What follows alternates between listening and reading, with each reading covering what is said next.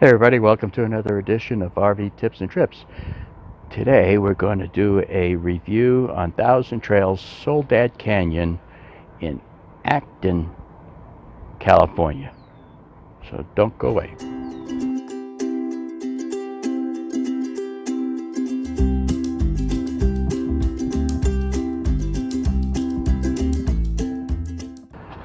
Alright, so this place is like a diamond in the rough. Boy, let me tell you, it has so much potential. It needs a lot of TLC. This is actually our second time here over the last few months. We were here a few months ago, and their bridge was washed out that joins the northern loop with the rest of the park. Overall, I mean, the scenery is nice, and it's actually a preserve. The preserve is nice. There's lots of trees and stuff, and you got nice views around the mountains, as you can see in the background there. Soledad Canyon, like I said, is like a RV park that's a diamond in the rough. It has so much potential, lots of trees. It sits in a canyon, so you're surrounded by mountains, which is really nice. And some of the views are really awesome. Lots of area to ride your bicycles, which we do. And it has 2 swimming pools. Of course, we can't use them right now because of the orders. So they drained the one pool. There's 2 pools.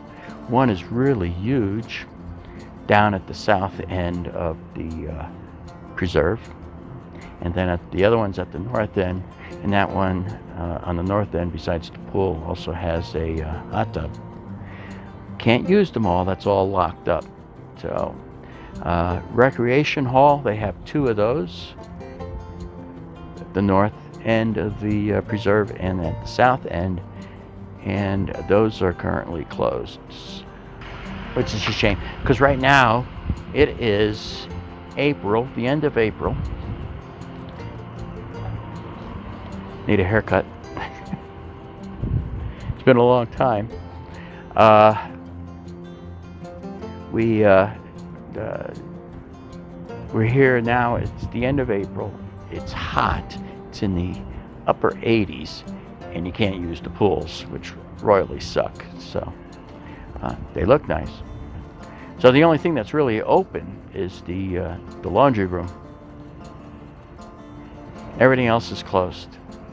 That one pool is just absolutely huge. I'd love to be able to swim in it, but they emptied it, and who knows if when they're gonna refill that. There's horseshoe pits. There's several of them scattered throughout the preserve. So you got 2 different horseshoe pits, one by the north recreation area, then one by the south. There's a putt-putt golf,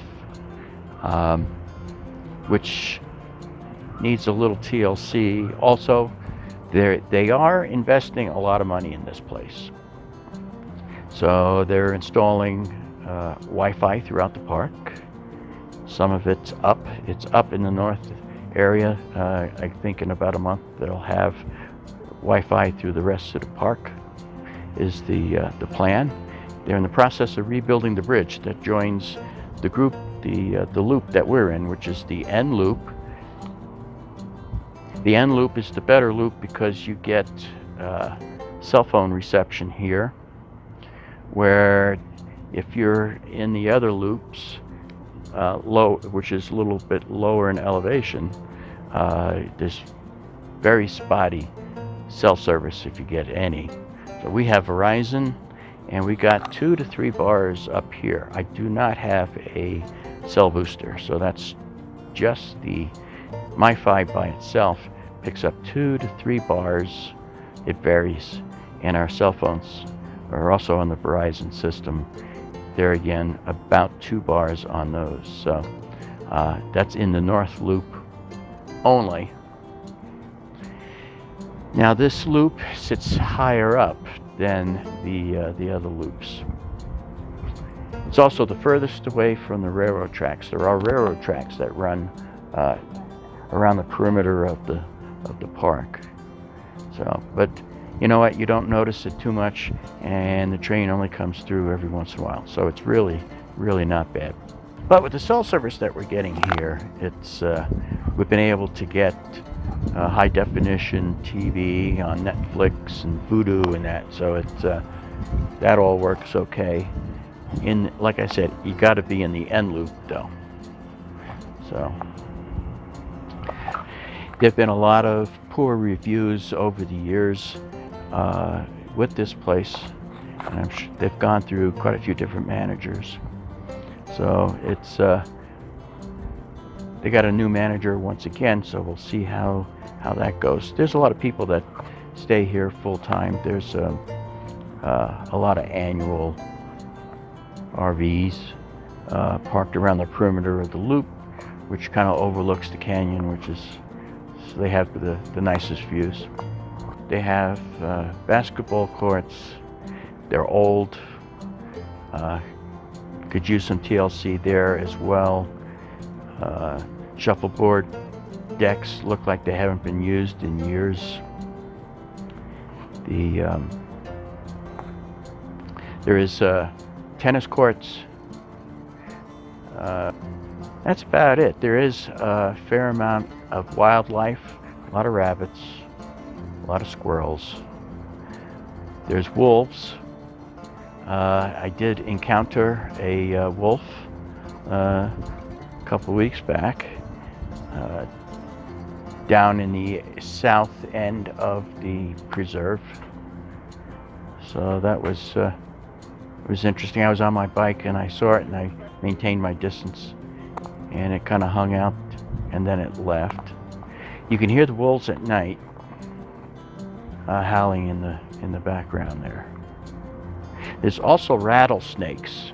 We took the dog for a walk, and a guy showed us a rattlesnake that he actually caught and whacked its head off. So rattlesnakes are prevalent here, so you need to be aware of it. April and May, they're very active, so you need to be careful. Watch out for underneath things, like under your vehicles and under the rigs and bushes and stuff. So there are rattlesnakes here. So it's an okay place to stay for now. It's mostly 30 amp service. They do have, it's got like 900 sites. There's a lot of sites that aren't functional right now, and they have little signs that say no power. So who knows truly how many actual sites there are. There's a section called the K section. They are now rewiring that one, from what I understand, and that's going to have 50 amp service in it. And that looks to have at least 100 sites in there or more in that loop. So they're going to have 30 amp and 50 amp service there. There's one loop that had a few 50 amp service, but this park, scattered throughout the park, is mostly 30 amp. So you just be aware of that. You know, if I were to rate this on a scale of 1 to 5, I'd probably give it maybe a 3, 2.5 to 3. So as long as you don't have very high expectations. Staff has been great and haven't had any issues there. So would I stay here again? Yeah, this is our second time through. It's become like home since the shelter in place. I don't know how much longer we're going to be here, but we'll do. Starting to get cabin fever. But Soledad Canyon, it's worth the stop. It's about an hour away from Universal Studios and about an hour away from Disneyland, if those things were open. That was the original plan, was to go to Disneyland, leave Thomas here in the trailer. It's about 45 minutes drive from here, and that we would have been able to do Disneyland, but that's closed, so at this point in time. So I've just been hanging out. I've been in worse, I'll put it that way. So been in worse, and if, like I said, if I needed to come through the area again, I would stay again. So as long as your expectations aren't too high. You've got a functional site, 30 amp service, water and sewer, and you're good to go. And the price is right, so I can't complain. All right, that is it for today, and look forward to seeing you on my next video. So until then, happy camping. Bye now. Thomas says thanks for watching. Don't forget to subscribe and like and share. Until next time, happy camping.